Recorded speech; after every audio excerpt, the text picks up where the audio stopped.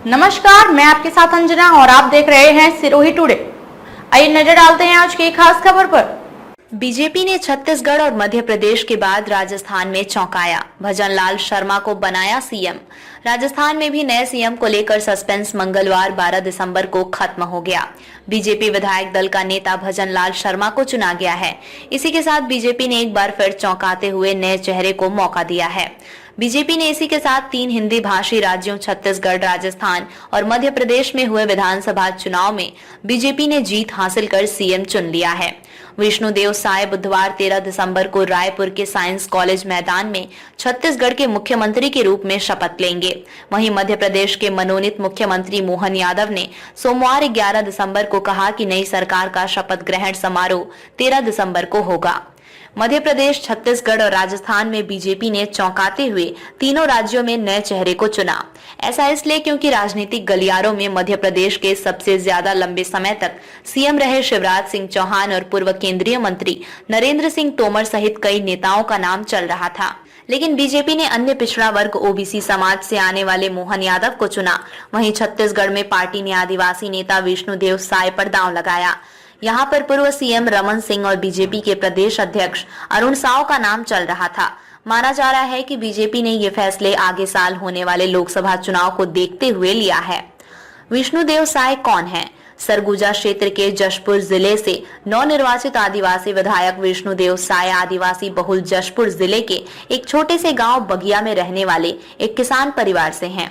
उन्होंने कुनकुरी के एक सरकारी स्कूल में पढ़ाई की और स्नातक के लिए अंबिकापुर चले गए, लेकिन पढ़ाई बीच में ही छोड़ दी और 1988 में अपने गाँव लौट आए।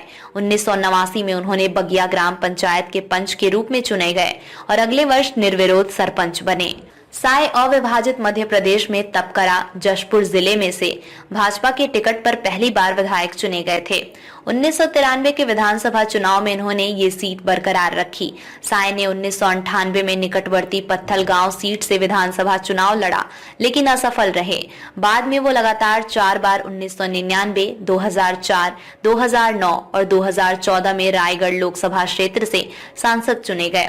साल 2000 में राज्य निर्माण के बाद बीजेपी ने साय को 2003 और 2008 के विधानसभा चुनाव में छत्तीसगढ़ के पत्थल गांव से मैदान में उतारा था, लेकिन वो दोनों बार हार गए। मोहन यादव के बारे में जाने। उज्जैन दक्षिण से 3 बार विधायक मोहन यादव और एक प्रमुख ओबीसी नेता हैं। मध्य प्रदेश में ओबीसी की आबादी 48% से अधिक है। वो पहली बार 2020 में मंत्री बने, जब कमलनाथ के नेतृत्व वाली कांग्रेस सरकार गिर गई थी। यादव का जन्म 25 मार्च 1965 को उज्जैन में हुआ था। उन्होंने 1982 में माधव साइंस कॉलेज उज्जैन के संयुक्त सचिव के रूप में अपना राजनीतिक जीवन शुरू किया और 1984 में इसके अध्यक्ष के रूप में चुने गए। यादव ने एलएलबी और एमबीए की डिग्री के अलावा डॉक्टरेट पीएचडी की डिग्री भी हासिल की। बीजेपी ने कहा कितनी सीटें जीती? दरअसल बीजेपी ने राजस्थान और छत्तीसगढ़ में कांग्रेस को सत्ता से बाहर कर दिया था। वहीं मध्य प्रदेश में सत्ता बरकरार रखी थी। हिंदी भाषी राज्य राजस्थान 200 में से 199 सीट के लिए हुए चुनाव बीजेपी को 115 सीट पर जीत के साथ बहुमत मिला है। वहीं कांग्रेस यहां सत्ता से बाहर हो गई और वो 69 सीटों पर सिमट गई।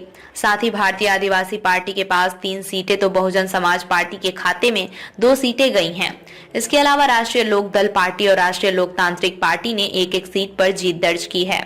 मध्य प्रदेश की बात करें तो यहां 17 नवंबर को हुए विधानसभा चुनाव में बीजेपी ने 230 सीटों में 163 सीटों पर जीत दर्ज की थी, जबकि कांग्रेस 66 सीट के साथ दूसरे स्थान पर रही। साथ ही छत्तीसगढ़ में 90 सीटों में से बीजेपी ने 54 सीटें जीतकर बहुमत हासिल किया है। वहीं कांग्रेस 35 सीटों पर सिमट गई।